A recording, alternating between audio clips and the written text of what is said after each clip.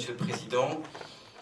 Merci de cette invitation, de la proposition de cet après-midi sur le dialogue islamo-chrétien entre histoire et avenir. Et dans cette première table ronde, nous avons la joie, le bonheur d'accueillir Larbi Keshat. Larbi Keshat est né en 1945 à Zemmoura, dans la wilaya de Sétif en Algérie. Larbi Keshat est imam. Il a fondé la mosquée Adawa à Paris, rue de Tanger, dans le 19e arrondissement. Dans le monde musulman, Larbi Keshat est une figure de sage. Et vous allez l'entendre, c'est aussi un homme spirituel qui met cette dimension spirituelle au cœur de la rencontre et du dialogue. Nous sommes très heureux que vous ayez répondu à notre invitation. Et puis, monsieur l'ambassadeur, Jean-Christophe Possel, conseiller pour les affaires religieuses de l'Europe et des affaires étrangères, membre de l'Observatoire de la laïcité, directeur adjoint d'Afrique du Nord et du Moyen-Orient, et puis vous êtes aussi un homme de terrain. Vous connaissez aussi l'islam par les musulmans, dans des pays musulmans. Vous avez été amené par vos missions à être à Jérusalem, à Téhéran, à Istanbul, où vous avez été consul général, et ambassadeur à Doha. Et je dirais aussi que vous contribuez, vous avez écrit 2 articles dans la revue Études. Et puis enfin, notre troisième intervenant dans cette table ronde, c'est Jean Moutapa. Jean Moutapa est éditeur chez Albin Michel. Il est directeur de la collection Spiritualité vivante, qui a été fondée en 1946 par l'orientaliste Jean Herbert. Jean Moutapa est aussi un homme engagé dans le dialogue et surtout les relations interreligieuses. Jean Moutapa, vous avez édité notamment Abdel Malik, Leïla Anvar, Mohamed Harkoun, Ali Ben Marlouf, Khaled Ben Tounes, Rachin Bedzine, Karima Berger, Abdelnour Bidar et Feu Abdelwahab Medeb.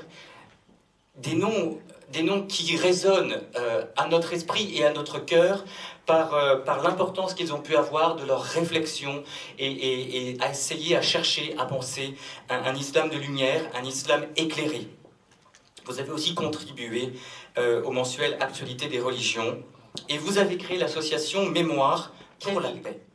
Dans votre histoire personnelle, qu'est-ce que vous avez vécu de ce dialogue islamo-chrétien? Comment avez-vous vécu personnellement la rencontre avec des musulmans ou avec des chrétiens? Et je voudrais commencer avec vous, monsieur Keshat. Vous êtes né en Algérie, vous arrivez en France dans les années 70. Pouvez-vous nous dire comment s'est passée cette rencontre quand vous arrivez en France avec des chrétiens?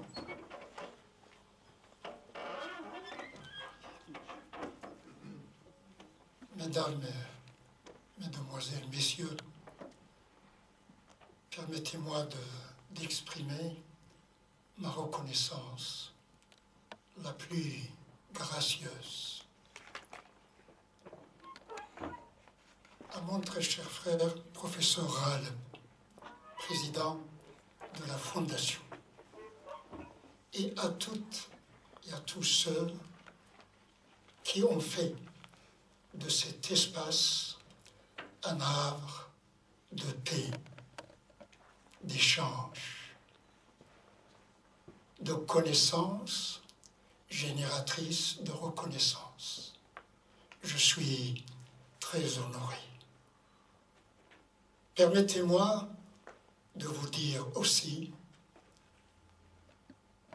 que quand les cœurs sont emplis de crainte révérentielle et de révérence disciplinaire, les mots font défaut.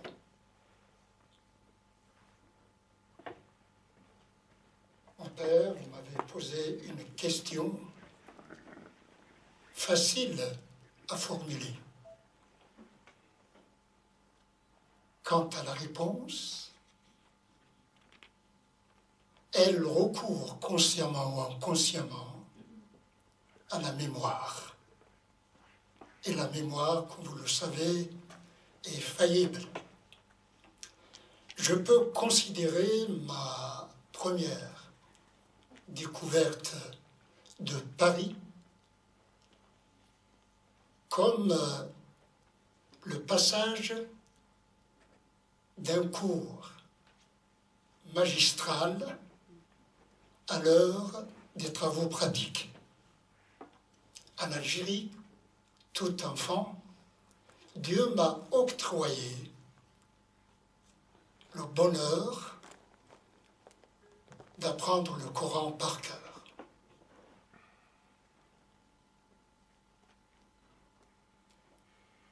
Et devant vous, je vais ouvrir le Coran. Et vous allez certainement vous percevoir ce geste.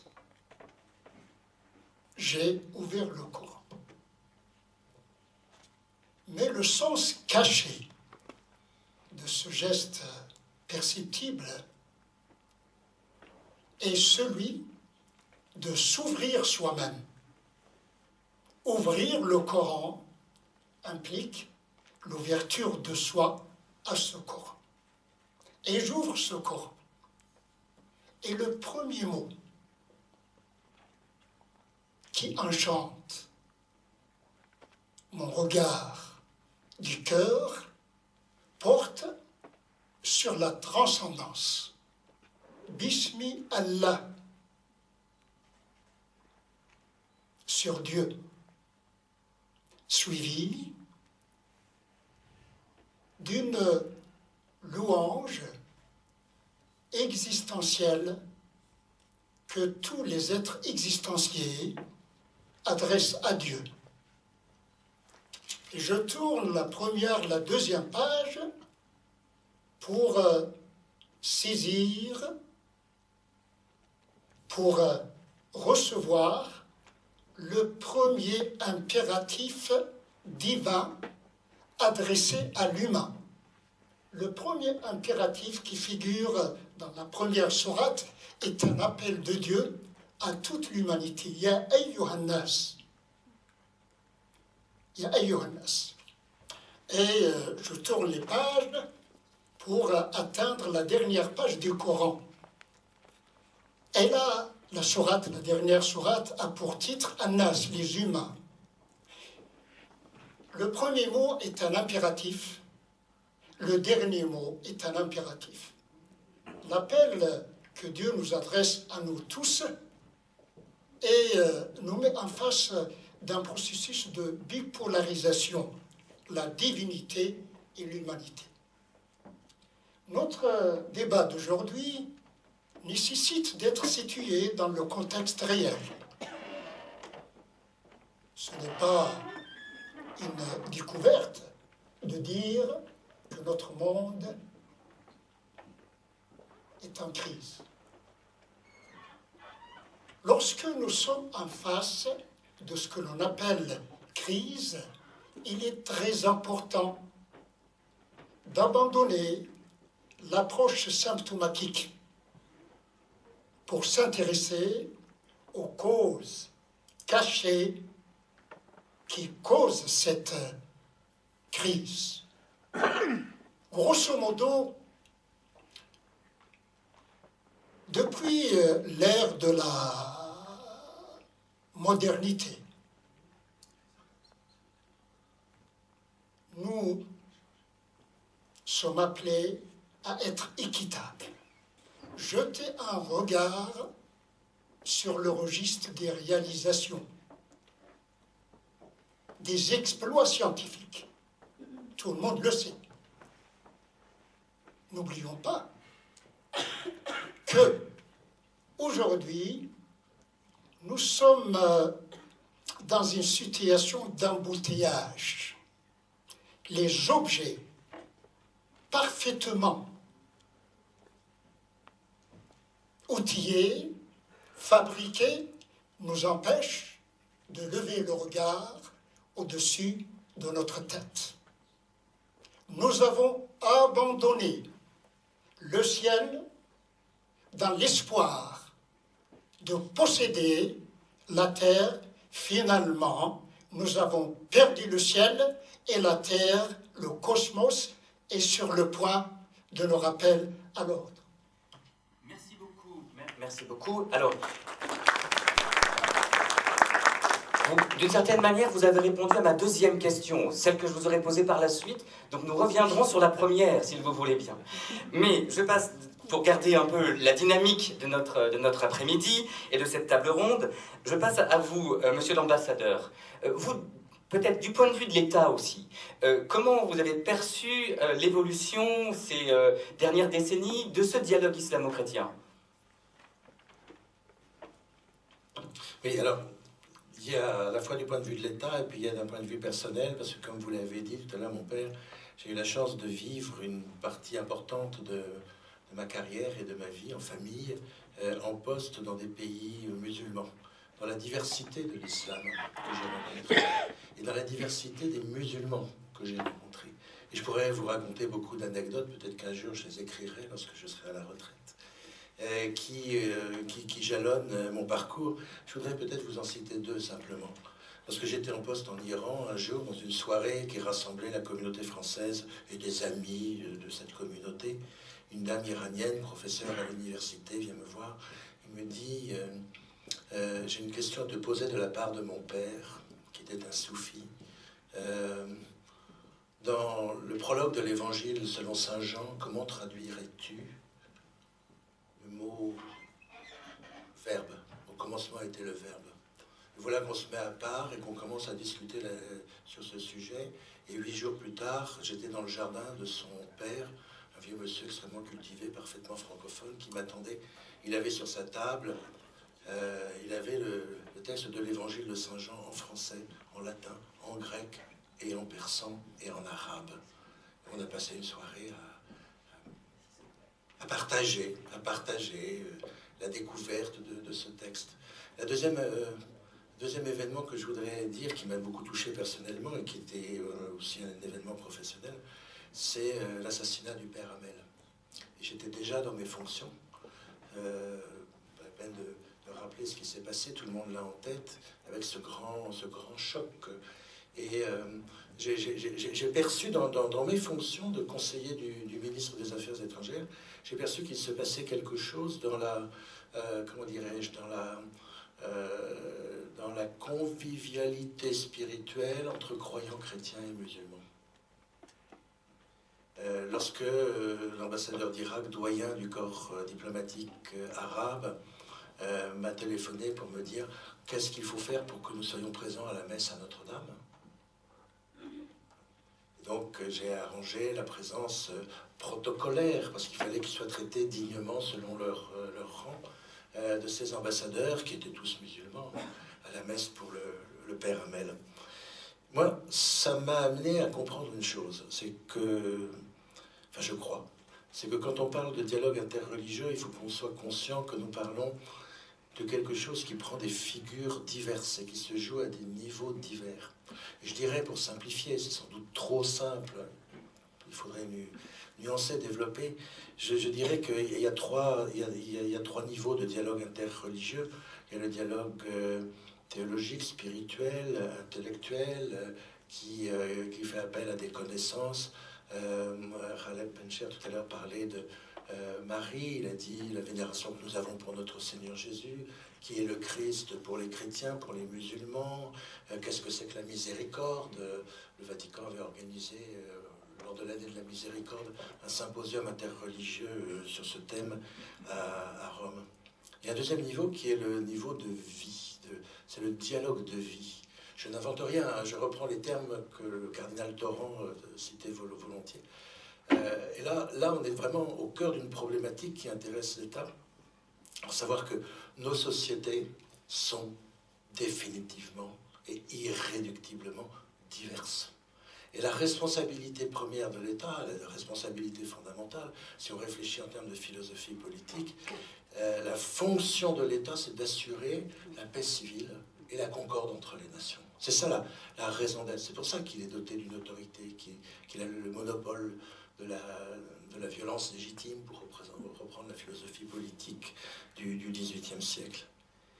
Et dans cette diversité, nous voyons bien qu'il y a une diversité, entre autres, qui est religieuse, et j'inclus dans la diversité religieuse les non-religieux, les non-croyants, qui font partie aussi du paysage et de la richesse de notre société.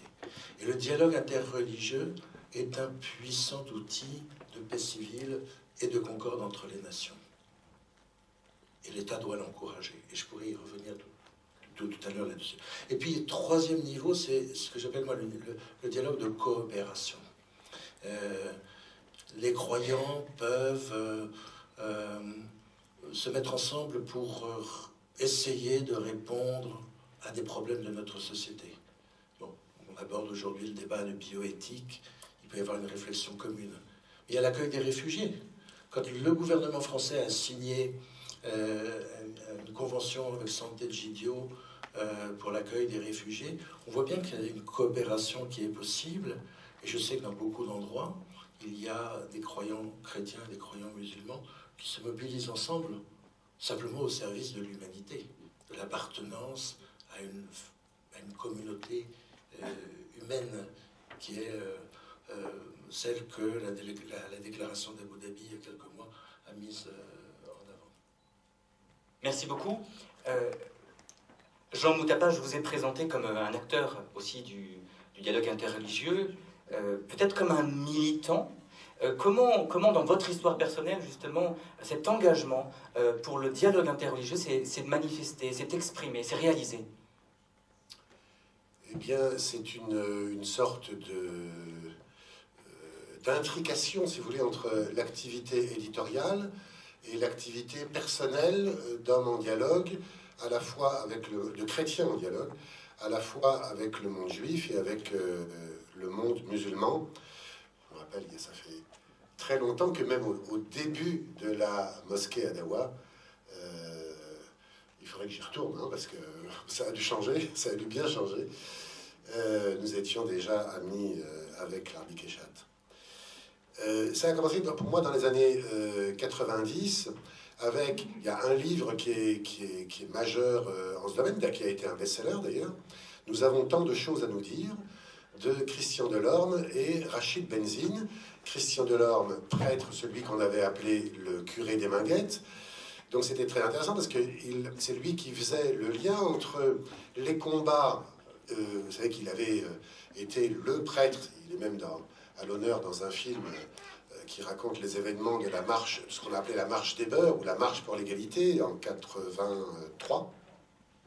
Donc il faisait le lien entre les combats pour l'égalité de ce qu'on appelait dans les années 70 les travailleurs immigrés, hein, et puis lui, il était dans les cités avec leurs enfants, en fait. Avec leurs enfants. Et là, il fallait parler d'égalité encore, mais il fallait parler de foi. On avait beaucoup de choses à se dire avec ces jeunes dont faisait partie Rachid Benzine, puisqu'il était un de ces jeunes de banlieue, de Trappes, comme beaucoup d'autres qu'on connaît, qui sont célèbres.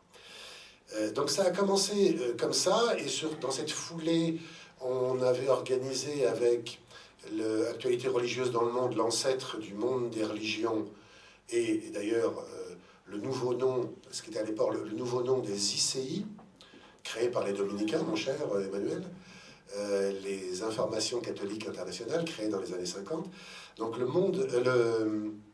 actualité religieuse dans le monde et réforme, on avait organisé les premières assises nationales du dialogue interreligieux.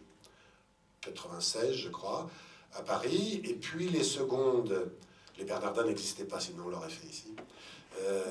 Puis le second en 98 à Lille, ça avait été un beau succès. Bon, moi, je continuais à publier aussi des choses, des livres. C'est pas moi qui l'ai inventé d'ailleurs, parce que c'était chez Albin avant que j'arrive, sur le soufisme. Hein. C'est aussi une manière de dialoguer, c'est-à-dire de montrer un autre visage que celui qu'on voulait bien nous montrer, un autre visage de l'islam, de montrer l'islam dans sa diversité.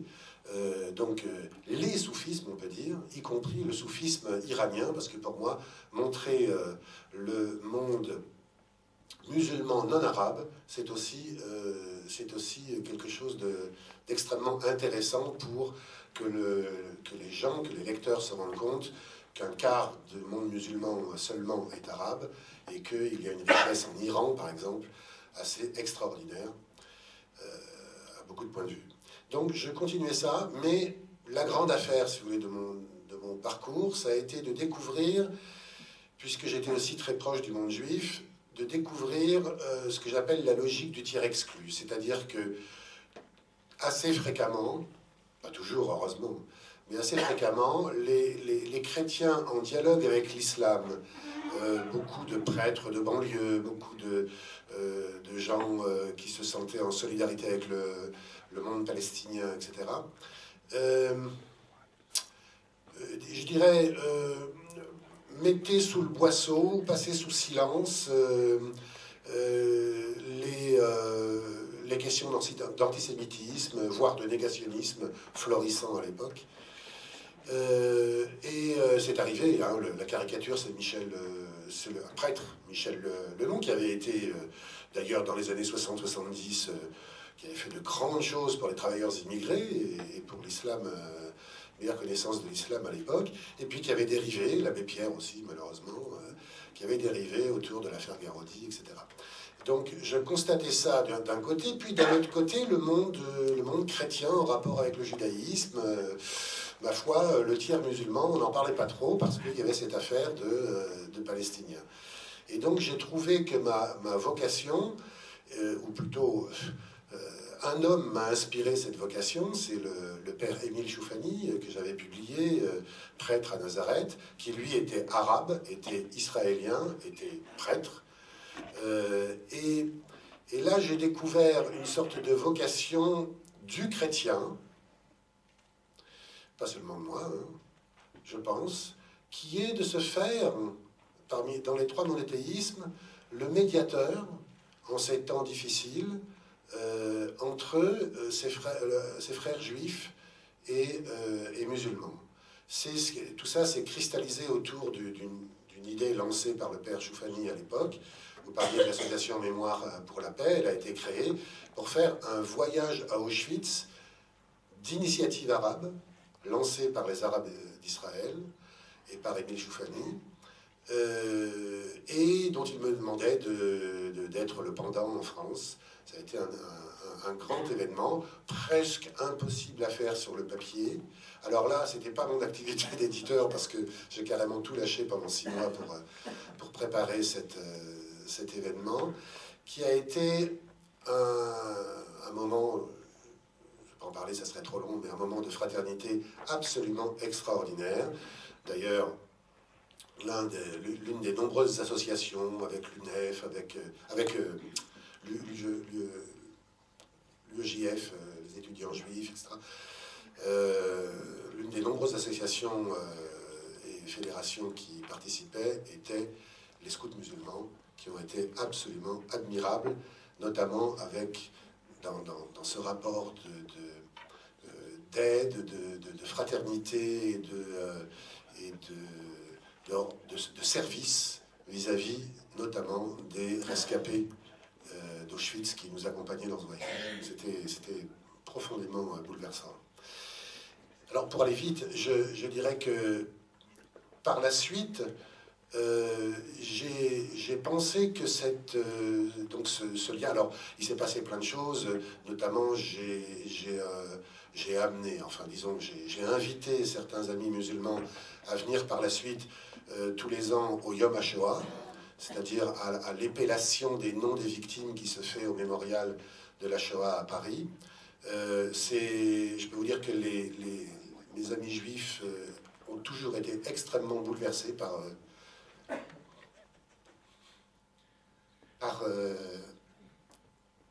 le fait que des voix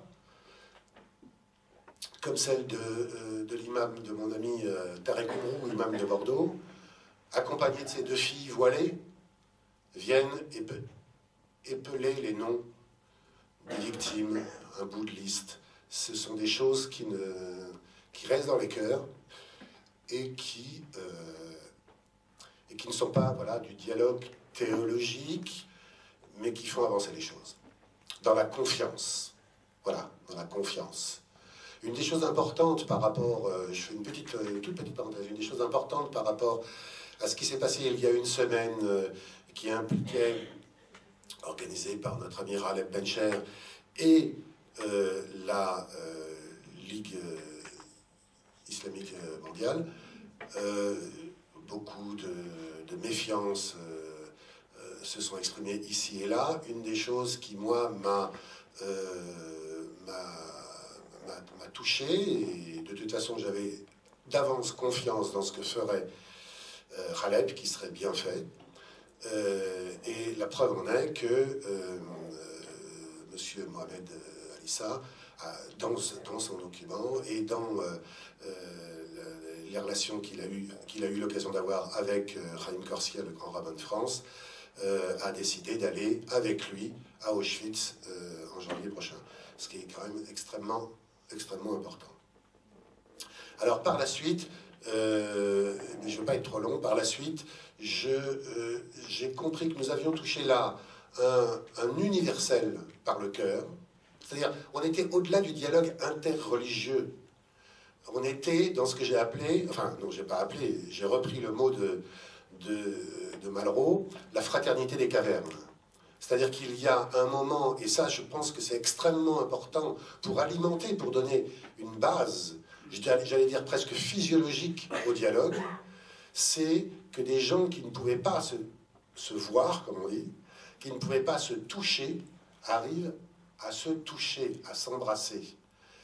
C'est quelque chose voilà, qui touche à l'universel. Il y a un universel du cœur, comme ça, du cœur et du corps, et puis il y a un autre universel, et pour nous en France, je pense que c'est très important, qui est celui de la raison, qui est celui des sciences humaines, et je pense qu'il n'y a pas de dialogue interreligieux possible sans science des religions. Science des religions de l'autre, science de sa propre religion pour comprendre comment sa propre culture est imprégnée de l'autre, de celle de l'autre. Même quand cette histoire, notre histoire commune est une histoire de conflit, eh bien, c'est un conflit, c'est majoritairement, disons, un conflit entre, par exemple, Europe et monde musulman depuis 732, et la France depuis 732 Poitiers. A priori, ce n'est qu'une histoire de conflit. A posteriori, si on va voir la vraie histoire, au sens scientifique du terme, c'est beaucoup plus riche que ça. Mais surtout, au bout des quelques 1000 pages qu'on avait faites avec le professeur Harkoun, Histoire de l'islam et des musulmans en France, qui était préfacé magnifiquement d'ailleurs, je l'ai relu récemment, par le grand historien Jacques Le Goff, le grand médiéviste, on s'aperçoit que, et c'est ça qui est intéressant, c'est ce qu'il faut démontrer, je dirais, c'est QFD, c'est que je ne serais pas moi, malgré toutes les histoires de guerre, etc., je ne serais pas moi, la France ne serait pas la France sans son histoire avec l'islam. Et l'islam ne serait pas ce qu'il est sans son histoire avec la France. Alors là, ça peut se démontrer de multiples manières. Il faut 1000 pages quand même pour le démontrer, et c'était quand même très intéressant, une grande aventure à faire. On a fait la même chose sous forme encyclopédique aussi, donc dans la relation entre le monde musulman et le monde juif, histoire des relations entre juifs et musulmans, sous la direction d'Abdelwahab Meded et de Benjamin Stora.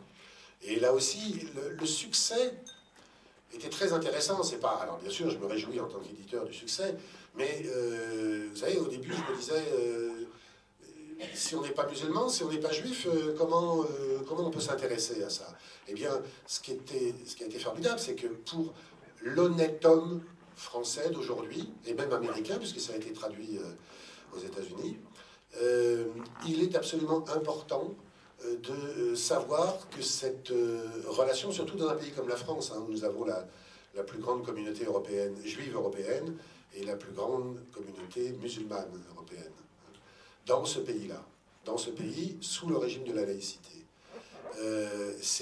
Voilà, on ne peut pas être bon citoyen français, je dirais, sans avoir quelques notions historiques et sociologiques sur cette histoire. Voilà, moi, c'est un petit peu ma vocation, c'est d'apporter des outils comme ça, et beaucoup, de plus en plus, les outils des sciences humaines, parce que ça nous manque beaucoup. Alors, merci beaucoup. Dans ce témoignage personnel, j'ai aussi entendu, ce qui n'était pas sans émotion d'ailleurs, l'importance de l'enracinement, de l'approfondissement du dialogue aussi, dans le partage de la douleur de l'autre, de la souffrance de l'autre. Il y a bien sûr l'approfondissement de qui est l'autre, de manière par des connaissances, etc., par sa spiritualité, par sa théologie. Bon. Mais il y a aussi ce rapprochement qui se réalise par le partage de sa souffrance. Monsieur Larbi Kéchat, alors je sais bien que les mémoires sont faillibles.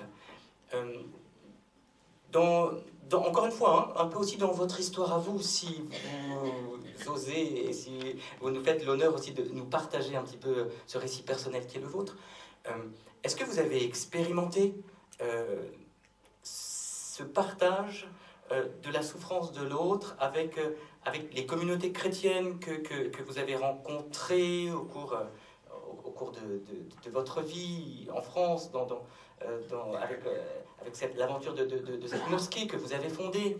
Moi, il me semble que, je crois qu'à un moment donné, dans votre histoire, vous aviez une salle de prière et que je crois avoir compris, me souvenir, mais moi aussi, ma mémoire peut être faillible, que cette salle de prière a été fermée et qu'à ce moment, vous avez rencontré des chrétiens. Alors, est-ce que de cela, vous pouvez nous en dire quelques mots et de qu'est-ce qui s'est vécu à ce moment-là? Merci, Père, de m'avoir donné l'occasion pour souligner ceci. Parler du dialogue, on peut aborder cette question sur deux plans. Le plan de la verbalisation de nos conceptions interreligieuses. Je pense que la version la plus importante est celle qui fait précéder le faire au dire. Vous avez bien fait de ressusciter un passé relativement lointain et proche. Effectivement, la première phase de mon séjour parisien m'a ouvert les yeux sur deux parties du tableau de la France. La partie culturelle. Dès qu'on découvre Paris, on devient fou de la possibilité culturelle que Paris offre aux uns et aux autres. Je ne parle pas de la dimension humaine, je parle de la dimension culturelle. Personnellement, au lendemain de la rénovation du quartier Belleville, 19, je pense, rue de Belleville, il y avait une petite salle à la demande des immigrés, illettrés, mais d'une intelligence du cœur étonnante.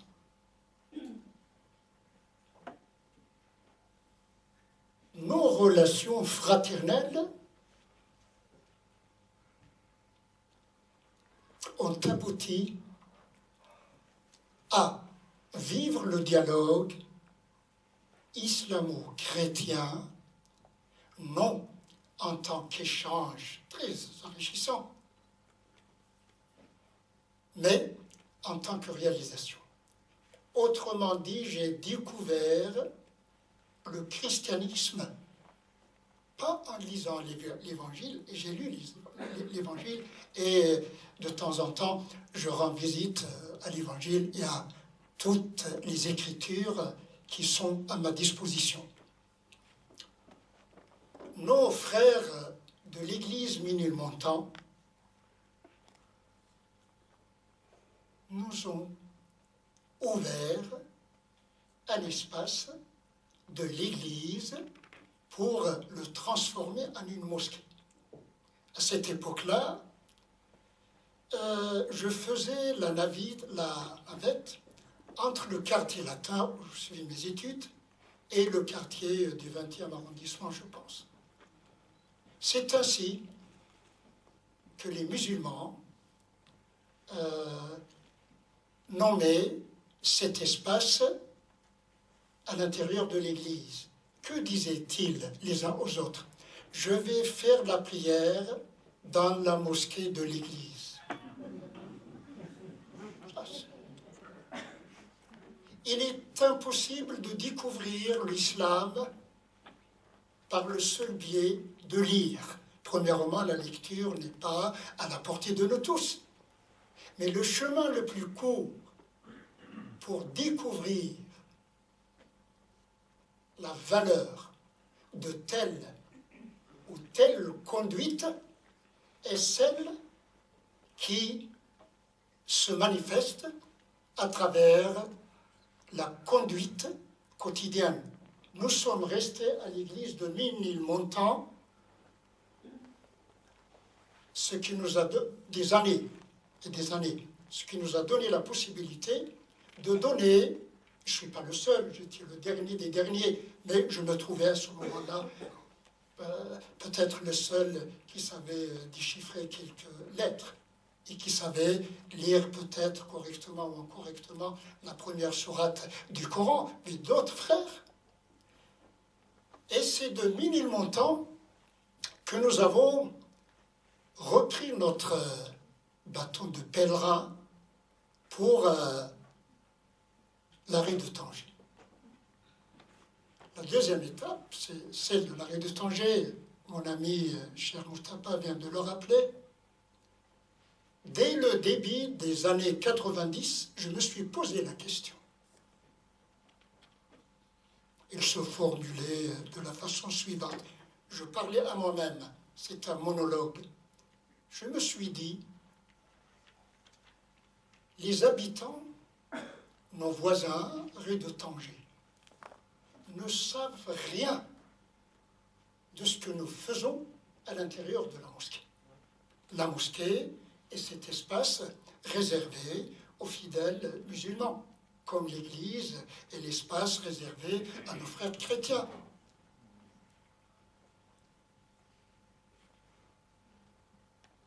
La réponse, pourquoi ne pas élargir l'espace mosquée de façon à permettre à nos voisins chrétiens, juifs, musulmans, non-croyants, de venir. Et c'est ainsi que j'ai eu, grâce à Dieu, l'idée de créer le centre socio-culturel de la rue de Tanger. Par la suite, c'est transformé centre socio-culturel de Paris. Ce n'est pas le lieu qui te donne telle ou telle valeur. C'est ce que nous faisons dans les limites de ce lieu qui donne de la valeur à ce lieu. Si vous n'étiez pas là, vous et vos ancêtres, rue des Bernardins, quel message la dite rue peut-elle me transmettre? C'est nous. Et cela me évoque en moi une sourate parmi les sourates courtes du Coran. Si ma traduction est faillante, cher Al, je compte sur ton indulgence. Grosso modo, Wattini, Dieu, dans le Coran, jure par l'olivier. 2. Wazaytouni, par le figuier. Ensuite, le zaytoun, l'olivier. Waturi Sinaï. Et clôturé, Wahad al-Baladi al-Amin, cette contrée sûre, sécurisée et sécurisante, la Mecque. At-Tin, le mot tin, que symbolise-t-il? Il symbolise une contrée qui a reçu la lumière céleste, la naissance du judaïsme, la naissance du christianisme et la naissance de l'islam. والتين والزيتون وطور سينين وهذا البلد الأمين. Ensuite, Dieu Jalla Jalaluh, qu'a-t-il voulu pour nous en révélant ses écritures à nos messagers?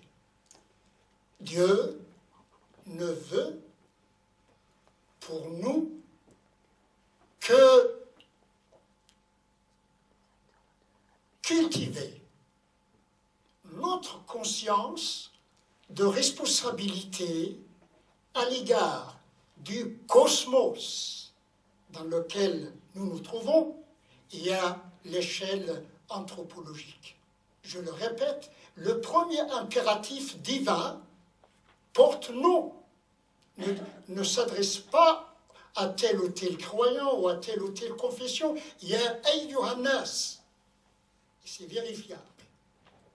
Enfin, donc j'ai découvert le christianisme grâce à cette générosité, je peux dire cardiaque, cardiologique, cordiale. C'est ça, j'ai découvert le christianisme comme ça. Donner une partie de l'Église pour qu'elle soit transformée en une mosquée. Détrompez-vous, à cette époque-là, c'est la fluctuosité. Parce que la peur de moi-même me prive de découvrir l'autre dans ce qu'il est et dans ce qu'il fait.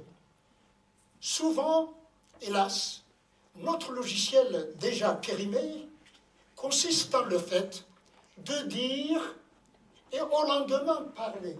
Non, faire d'abord. Être et ton être va te révéler à celui qui est en face de toi. Juste 2 mots. Par la suite, c'était notre maître, l'incarnation de la sainteté, le professeur Hamidullah, qui m'a initié à ce que l'on appelle le dialogue islamo-chrétien. Et nos amis chrétiens de l'époque qualifiaient Cheikh Hamidullah le saint.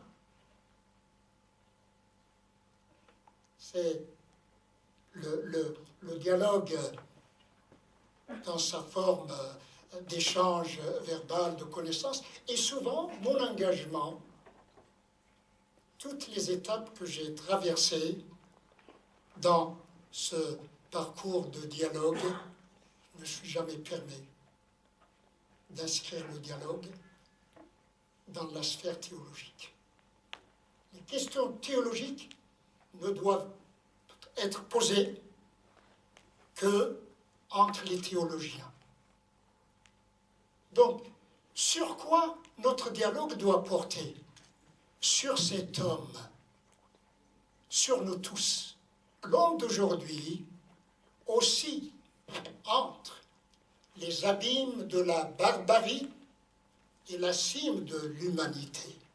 Que faire pour renverser le courant? Voici une question qui mérite d'être posée au début et à la fin de chacune de nos nombreuses rencontres. Alors, donc merci beaucoup. C'est très beau aussi ce témoignage, il est très précieux. Il nous montre aussi que le dialogue interreligieux, le dialogue islamo-chrétien implique l'hospitalité. Il se vit aussi dans l'hospitalité, dans l'accueil, et vous en avez été finalement un témoin avec à la fois l'hospitalité des chrétiens, et puis aujourd'hui ce centre que vous avez créé où vous accueillez des chrétiens, des juifs, et je crois aussi même des non-croyants. Alors, et de cela, eh bien, se construit la fraternité. Fraternité, valeur ô combien républicaine, et en tout cas puissante dans notre devise. Et alors, monsieur l'ambassadeur, par conséquent, on imagine fort bien que l'État laïque a tout intérêt à promouvoir, ce dialogue interreligieux. Et en même temps, quand on entend le mot laïcité, on imagine plutôt une sorte d'allergie à tout ce qui est religieux. Alors comment répondre à ce paradoxe, à moins qu'il n'en soit pas un? Si, c'est un paradoxe. Mais la question est peut-être mal posée. Non, pas du tout. Pas du tout. Pas du tout. Je crois que c'est un point qui est essentiel et qui nous renvoie d'abord à ce qu'est la laïcité. La laïcité, si vous prenez la note d'orientation de l'Observatoire de la laïcité, à laquelle moi je souscris totalement, je pourrais être en désaccord avec le texte de l'organisme dans lequel je siège, mais ce n'est pas le cas. Et la laïcité n'est pas une opinion, c'est la liberté garantie à chacun d'en avoir une. Donc être croyant, croyant pratiquant, croyant en recherche, croyant en doute, croyant en révolte, indifférent, agnostique, athée, anticlérical, bouffeur de curé, comme on disait autrefois, ça ce sont des opinions. La laïcité n'est pas une opinion. La laïcité, c'est ce principe qui permet à chacun de vivre sa foi et sa croyance. Dès lors que l'on est sur cette base, on comprend que l'État est religieusement neutre. Hier, j'étais à Vienne, à une conférence de l'OSCE. Une délégation a accusé l'État français, la République française, de diffuser un athéisme virulent. C'était assez facile de répondre. L'État est neutre, l'État n'est pas pour les religions ni contre les religions. Mais c'est pas parce que l'État est neutre et que donc il est séparé de la religion que l'État va faire l'autruche et va se boucher les yeux devant une réalité qui est une réalité humaine, une réalité historique, une réalité spirituelle, une réalité sociologique et qui imprime sa marque dans nos sociétés. Bon, ça c'est la première chose. La deuxième chose, c'est que comme je le disais tout à l'heure, le dialogue interreligieux, surtout vécu comme ce que moi j'appelle, en recitant le cardinal Torrent, le dialogue de vie, c'est-à-dire la capacité à vivre ensemble, conjointement, pas côte à côte. Régis Debray a dit une fois, ce sont les vaches dans le pré qui sont côte à côte. Vous les voyez, elles sont toutes alignées dans le même sens, mais il n'y a pas d'interaction. L'être humain, c'est plus, c'est la capacité à vivre ensemble, avec notre diversité, pour bâtir une société politique qui est la nation. C'est ça notre idée.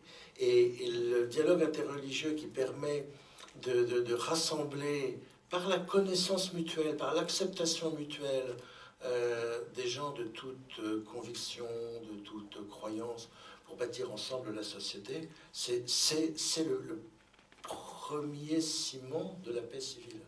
Et donc l'État, bien sûr, doit soutenir ce dialogue interreligieux. Concrètement. Alors, pour être honnête, je vous dirais que peut-être il y a 10 ans, si j'avais dit ça au ministère des Affaires étrangères, bon, peut-être des collègues auraient dit, bon, ça c'est encore la marotte de Jean-Christophe, il est gentil, mais bon. Aujourd'hui, non. Les événements, la cruauté des événements dans le monde aujourd'hui nous fait apparaître une réalité qui est différente et qui est la nécessité de tout faire pour que nos sociétés puissent vivre en paix. Alors concrètement, l'État ne sera pas un acteur du dialogue interreligieux, il n'est pas religieux, l'État. Donc il ne peut pas être un acteur du dialogue interreligieux, mais il peut faire tant de choses. Je vous donne des exemples un peu en vrac. Disons que le dialogue interreligieux est un théâtre, c'est pas une comédie, c'est le théâtre du monde. Hein. Comme disait Claudel, la scène de ce drame est le monde. Et puis après, il disait plus spécialement l'Espagne au XVIe siècle, mais c'est le monde.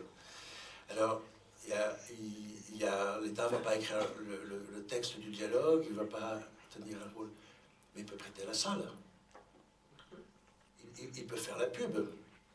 Il peut faire la claque, c'est-à-dire qu'il peut applaudir, il peut être le spectateur, il peut applaudir, il peut marquer son appréciation, il peut faire l'éclairage. Très concrètement, moi j'ai vu, et je l'ai fait moi-même quand j'étais en poste, j'ai tenu chez moi à la résidence de l'ambassadeur de France au Qatar des soirées qui étaient autour d'un thème. Je rassemblais des gens, soit des institutionnels, j'essayais de mélanger des gens qui avaient une responsabilité institutionnelle religieuse et puis des gens qui étaient simplement des croyants que j'avais identifiés comme tels parce que j'avais parlé avec eux. Et ma table leur était offerte. ouverte et donc offerte. Mon rôle était simplement celui de... j'aime pas le mot de maître de maison. Mon rôle était celui de l'hôte. Et je veillais à ce que chacun puisse parler. Il y en avait un qui était un peu plus timide. Je veillais à ce qu'il ait aussi son temps de parole. Ça, on peut le faire. Quand je vais, moi, exprimer le respect de la République française pour des initiatives de dialogue interreligieux en me rendant dans des conférences sur le dialogue interreligieux, j'espère que pour les gens qui sont engagés là-dedans, c'est important de se dire, tiens, la France, qui n'est pas n'importe quel pays dans le monde, la France respecte cette démarche. La France soutient. Donc on doit, je pense, soutenir, encourager, et chacun étant dans son rôle. Après tout, hein, on soutient bien l'équipe de France de foot, même si on ne joue pas. Hein. Voilà. Je pense que c'est quelque chose de très important. Je peux vous dire qu'aujourd'hui, quand un ambassadeur de France prend ses fonctions, il part en poste, il y a toujours une réunion interministérielle d'instruction pour le nouvel ambassadeur. Moi, j'ai toujours connu ça, c'est très ancien, c'est assez solennel. Hein. Tous les ministères sont là et donnent au nouvel ambassadeur ses instructions, et il part avec un dossier gros comme ça, chaque administration a fait sa note. Moi, je fais ma propre note, et dans les instructions, il y a toujours la phrase « L'ambassadeur encouragera le dialogue interreligieux ». Et quand vous êtes ambassadeur en Bosnie-Herzégovine, quand vous êtes ambassadeur en Irak, quand vous êtes ambassadeur dans des pays en Birmanie, excusez-moi, c'est pas du tout anodin. Moi, si je peux me permettre, j'ai envie de rebondir en disant que par rapport à l'État qui doit être l'hôte,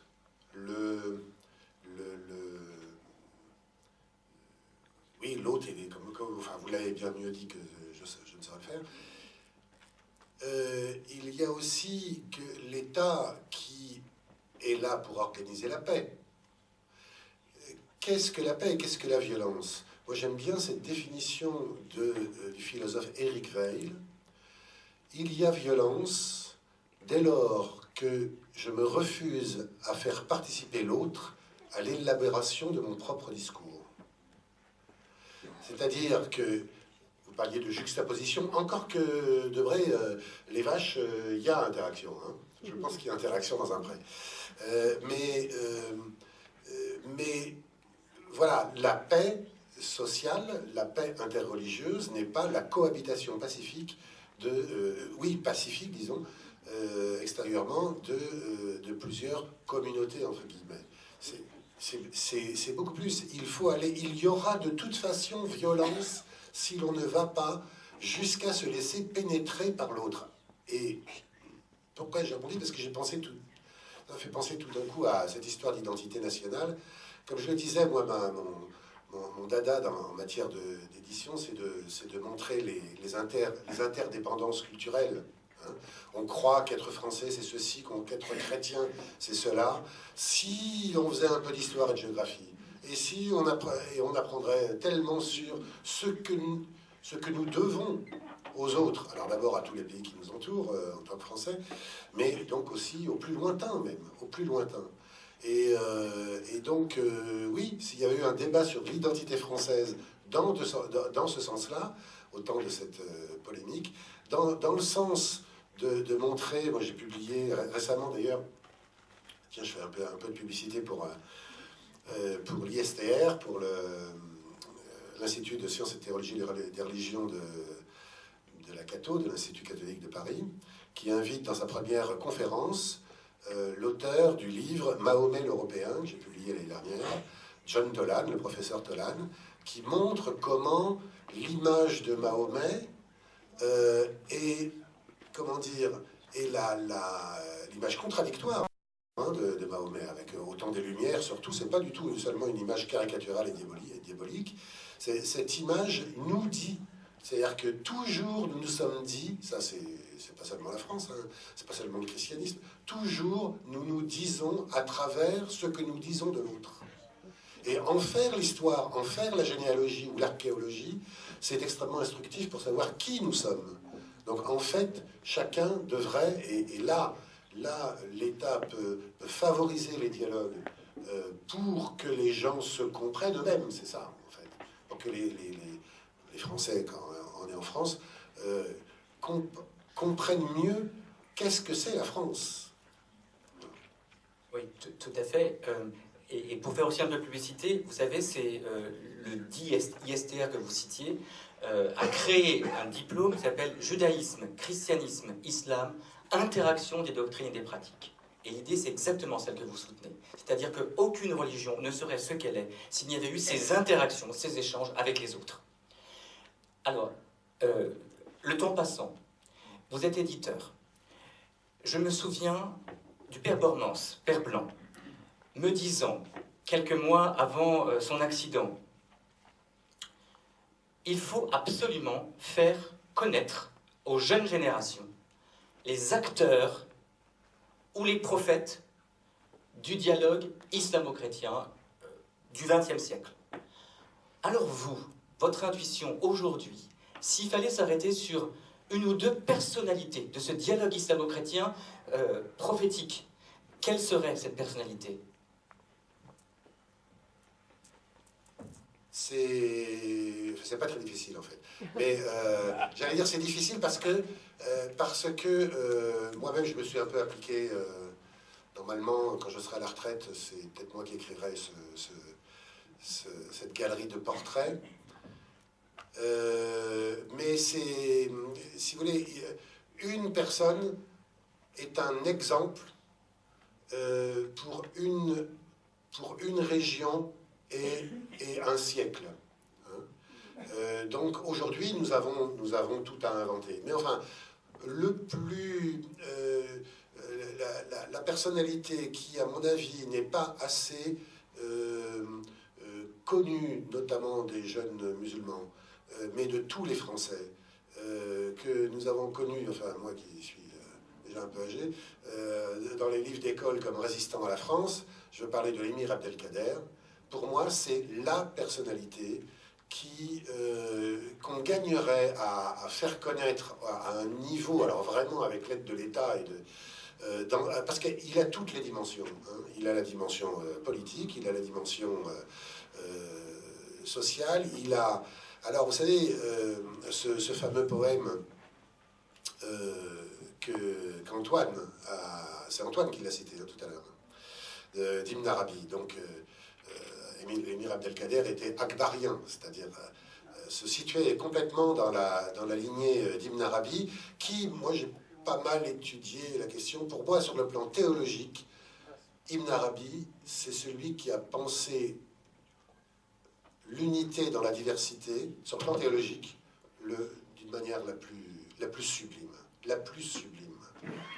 L'idolâtre lui-même, par exemple, pour un musulman, l'idolâtre lui-même, lorsqu'il se penche, lorsqu'il prie sa pierre, ne fait que prier l'un, que prier l'un, puisqu'il n'y a que l'un.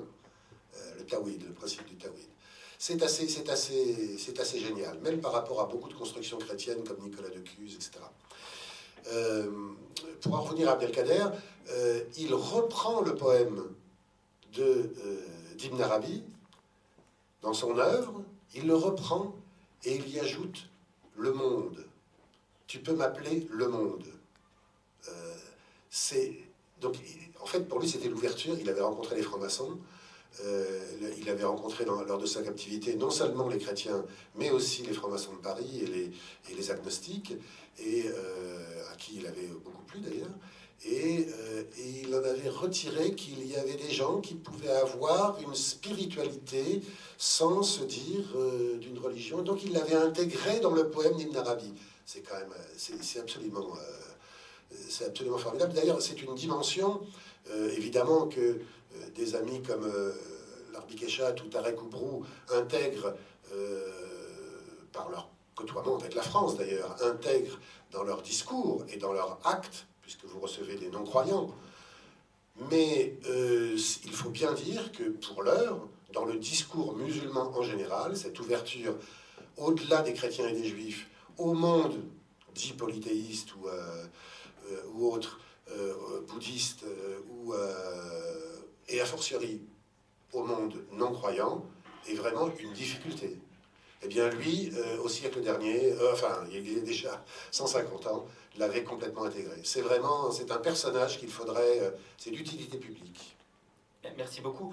On voit bien aussi que finalement, Ibn Arabi qui arrive à formuler, à énoncer ce poème, ce regard sur l'autre, dépend aussi d'une théologie. Et il y a aussi l'émergence d'un renouvellement théologique chez Ibn Arabi qui aboutit à cela.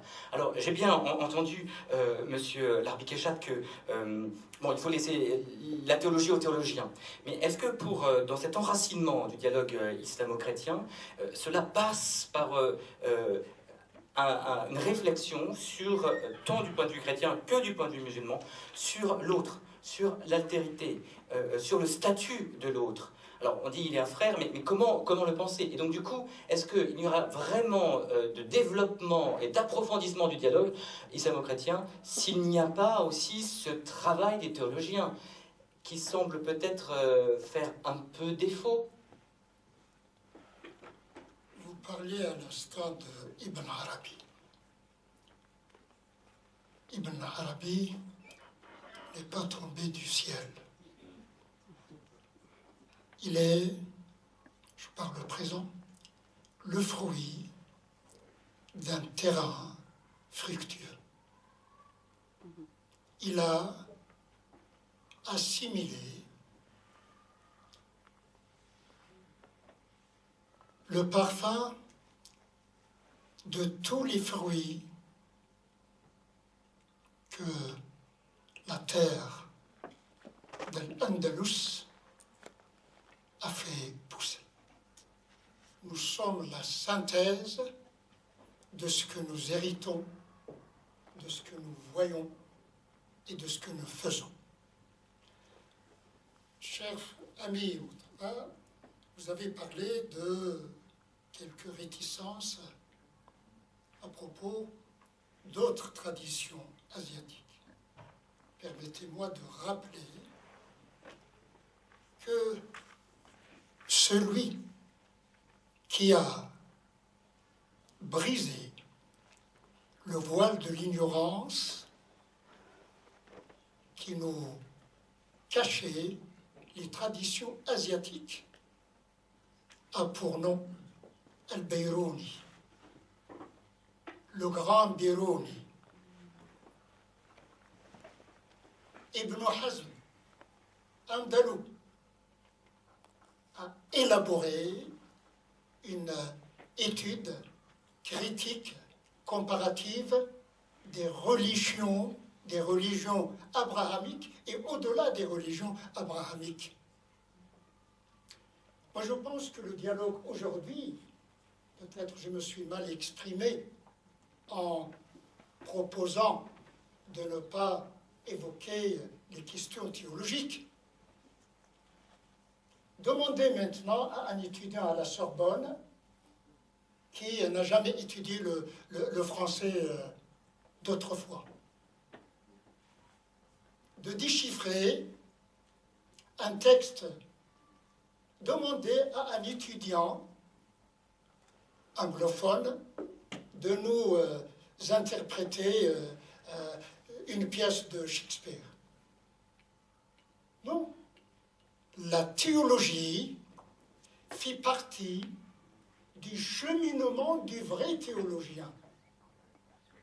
La théologie, pour moi, je me nourris à chaque instant de ma vie. La théologie alimente ma subjectivité.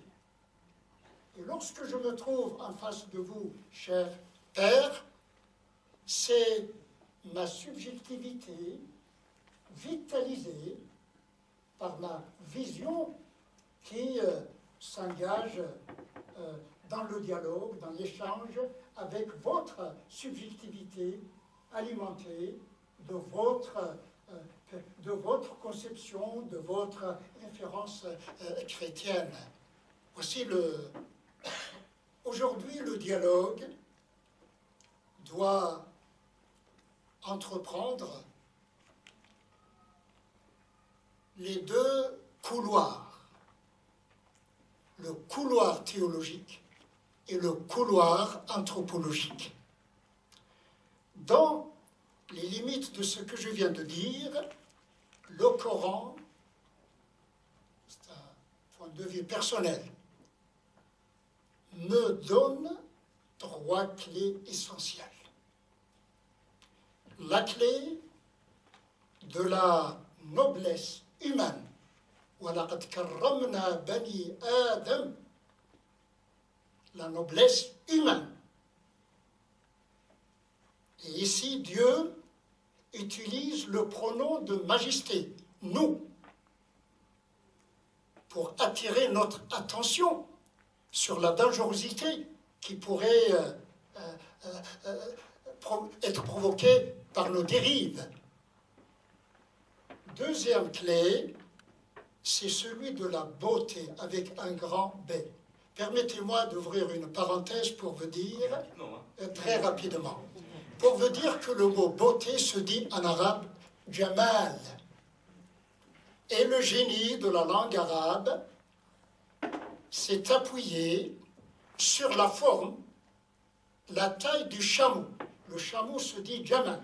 Mais le jamal signifie l'élévation. La clé de la dignité et de la noblesse humaine, la clé de la beauté et la clé de la puissance. Ah, c'est un gros mot.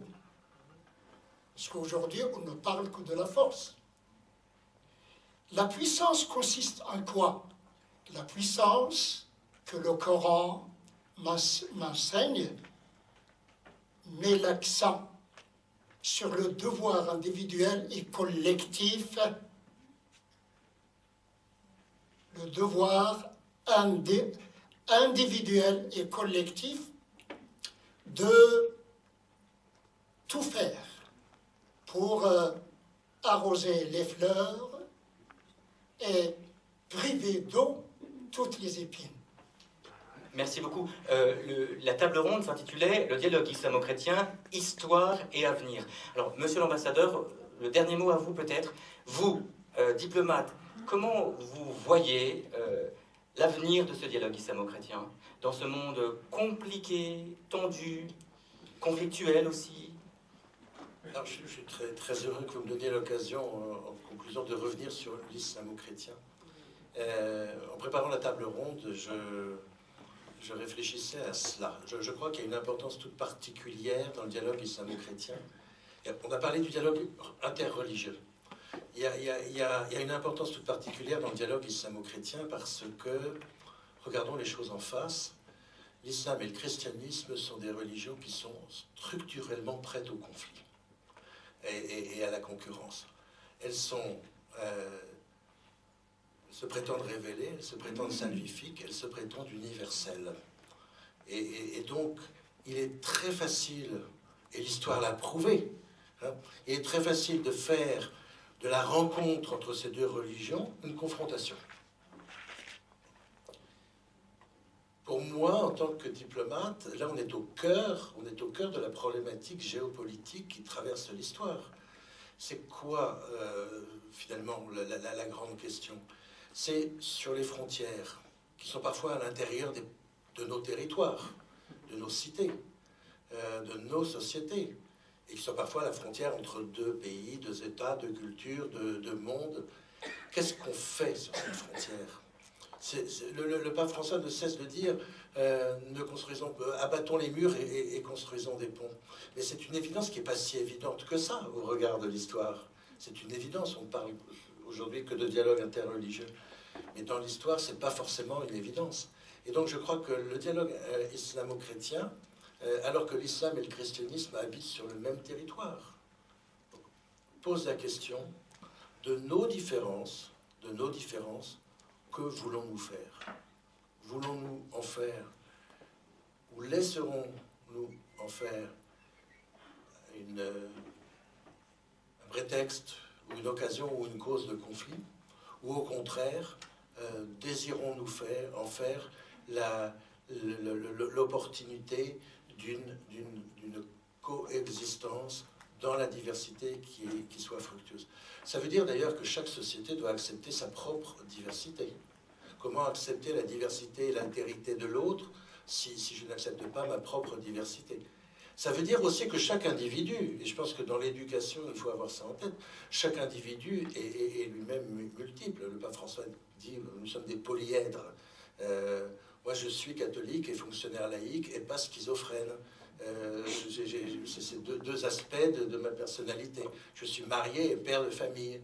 Et qu'on ne demande pas si je préfère ma femme ou mes enfants. Vous voyez? Et c'est cette diversité qui est déjà dans chaque personne humaine, qui est dans chaque société humaine, et qui, à l'échelle internationale, existe aussi entre des sociétés plurielles. Quel sera l'avenir du dialogue islamo-chrétien? Moi, je ne sais pas. Hein. Je ne sais pas, ça dépend de ce que nous en ferons. Et c'est un combat qui sera amené... voilà, j'ai envie de dire, d'avoir une vision un peu eschatologique qui sera amenée jusqu'à la fin des temps. Parce qu'aujourd'hui, admettons que nous qui avons vécu, qui avons déjà pas mal d'années derrière nous, d'expérience, et Inch'Allah de sagesse avec l'expérience, nous avons peut-être progressé dans l'acceptation de cette diversité, de cette altérité. Il y a la jeune génération qui monte, qui doit aussi faire cette expérience, cet apprentissage. C'est un apprentissage qui est toujours recommencé. J'ajoute une chose, c'est que dans le dialogue islamo-chrétien, et que mes amis qui suivent d'autres traditions religieuses me pardonnent, mais je crois qu'il y a un effet de nombre aussi. Islam plus christianisme, c'est plus de la moitié de l'humanité. Alors je sais, l'islam, les islams, chaque tradition est différente, le christianisme est lui-même éclaté en diverses traditions, mais si le dialogue islamo-chrétien arrive à avancer, arrive à prouver qu'il est possible, dans l'esprit de la déclaration d'Abu Dhabi, qui me paraît un texte historique fondamental de l'époque moderne, qu'il est possible de faire que notre diversité ne soit pas un motif de conflit, mais soit au contraire perçue comme une richesse qui nous enrichit. L'humanité tout entière en bénéficiera. Je pense que c'est un combat qui ne sera jamais achevé et gagné. Merci beaucoup, messieurs.